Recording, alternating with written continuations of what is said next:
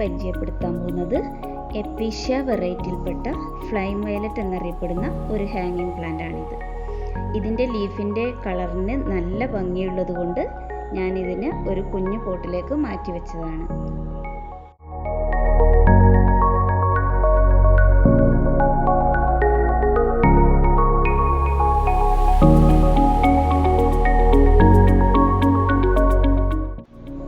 അടുത്തതായി ഞാൻ നിങ്ങളെ കാണിക്കാൻ പോകുന്നത് വെള്ളത്തിൽ വളർത്തി വേര് പിടിപ്പിച്ചിട്ടുള്ള ഒരു കുഞ്ഞു സ്പൈഡർ പ്ലാന്റ് ആണ്. നല്ല വെള്ളക്കല്ലുകൾ ഇതുപോലെ വെച്ച് ഇതിനെ നമുക്ക് അലങ്കരിക്കാവുന്നതാണ്.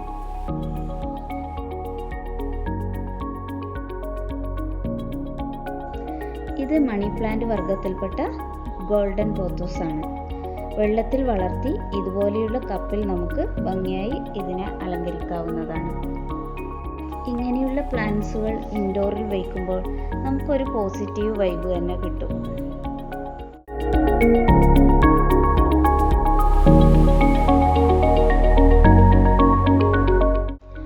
ഫിലോഡെൻഡ്രോൺ വെറൈറ്റിയിൽപ്പെട്ട റെഡ് എമറാൾഡ് ഫിലോഡെൻഡ്രൺ എന്നറിയപ്പെടുന്ന ഒരു പ്ലാന്റാണിത്.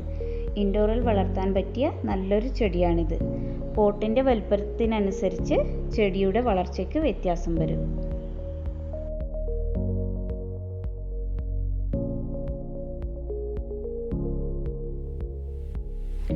ഇതിപ്പോൾ ഒരു മീഡിയം സൈസിലുള്ള പോട്ടിൽ വളർത്തിയതാണ്. ഇതിനെ നമുക്കൊരു സ്റ്റിക്ക് കൊടുത്ത് സപ്പോർട്ട് ചെയ്ത് വളർത്തിയാൽ ഒരു ക്ലൈംബിംഗ് പ്ലാന്റായി വീടിൻ്റെ കോർണറുകളിൽ സെറ്റ് ചെയ്യാവുന്നതാണ്. ഇതിൻ്റെ ബേബി ലീവ്സുകൾ ബ്രൗൺ കളറായിരിക്കും. മെച്യൂർ ആകുന്തോറും ഇലകൾക്ക് ഗ്രീൻ കളറായി മാറും.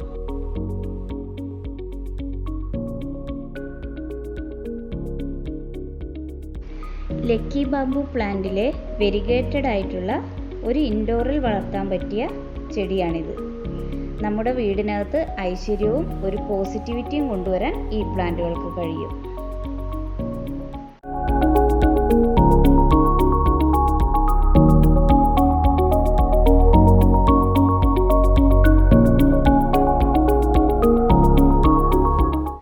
സിങ്കോണിയം ഓർ ആരോഹെഡ് പ്ലാന്റ് ഇതൊരു നല്ല എയർ പ്യൂരിഫയർ പ്ലാന്റ് ആണ്. ഇതിനെ നമുക്ക് പോട്ടിലും വളർത്താം, ഹാങ്ങിങ് ആയും അതുപോലെ തന്നെ വെർട്ടിക്കൽ ഗാർഡനായും വളർത്താം. വെള്ളത്തിൽ വളർത്തി വളരെ ഈസിയായി വേര് പിടിപ്പിക്കാൻ പറ്റിയ ഒരു നല്ല പ്ലാന്റ് ആണിത്.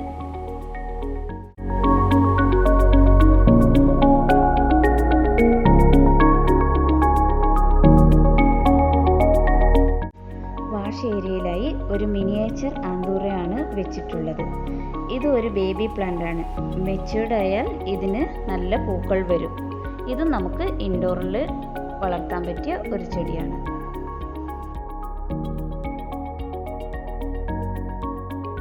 സാൻസവേറിയ ഗോൾഡൻ ഹാനി എന്നറിയപ്പെടുന്ന ഇത് അതിശയകരമായ സ്വർണ്ണ മഞ്ഞ നിറങ്ങളുള്ള ഒരു ചെടിയാണ്. സാൻസവേറിയയുടെ ഒരു മിനിയേച്ചർ പ്ലാന്റ് ആണ് ഇത്.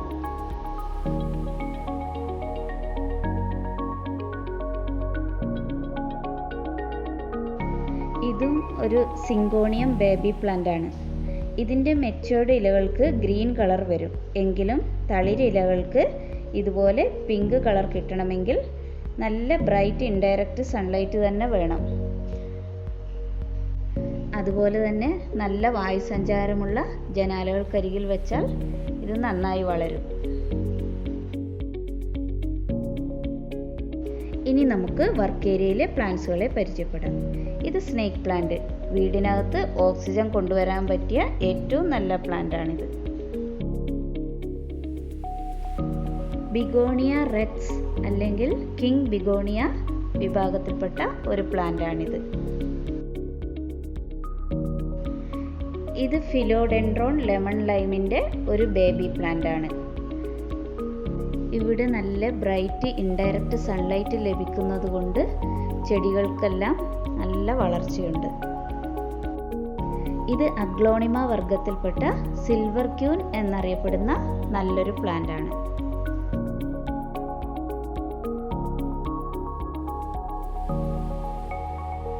നോർമലായിട്ടുള്ള ഏതൊരു പ്ലാന്റ് ആണെങ്കിലും അതൊരു കളർ പോട്ടിലേക്ക് മാറ്റി വയ്ക്കുമ്പോൾ അതിൻ്റെ ലുക്കൊന്ന് വേറെ തന്നെയാണ്.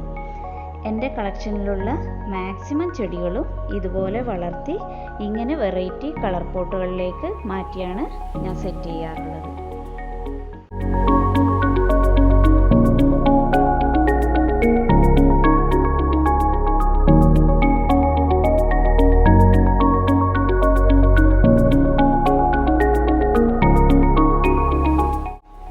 കലേഡിയം പ്ലാന്റ് വർഗത്തിൽപ്പെട്ട ഒരു ബ്യൂട്ടിഫുൾ ലീഫി പ്ലാന്റ് ആണിത്.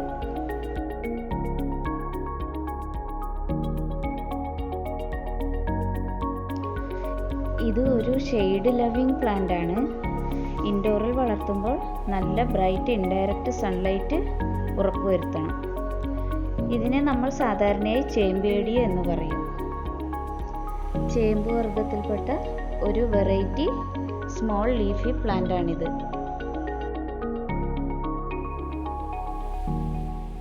നിങ്ങൾക്ക് ഇഷ്ടമായെങ്കിൽ ലൈക്ക് ചെയ്യുക, ഷെയർ ചെയ്യുക, സബ്സ്ക്രൈബ് ചെയ്യുക.